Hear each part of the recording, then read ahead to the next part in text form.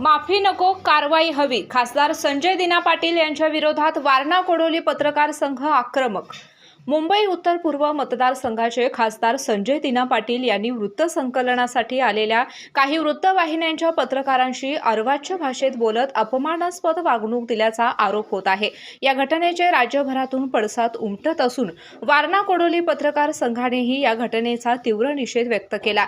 वारणा नगर येथे पत्रकार संघाचे पदाधिकारी आणि सदस्य एकत्र येत खासदार संजय दिना पाटील यांनी केवळ दिलगिरी व्यक्त करून चालणार नाही, तर त्यांच्यावर पत्रकार संरक्षण कायद्यानुसार तातडीने कारवाई करण्यात यावी अशी ठाम मागणी केली. पत्रकारांच्या सन्मानावर घाला घालणाऱ्या कोणालाही पाठीशी घालता कामा नये अशी भूमिका यावेळी पत्रकार संघाने घेतली. खासदार संजय दिना पाटील यांनी वृत्तसंकलन करणाऱ्या पत्रकारांना अतिशय निंदनीय भाषेत शिवीगाळ केली.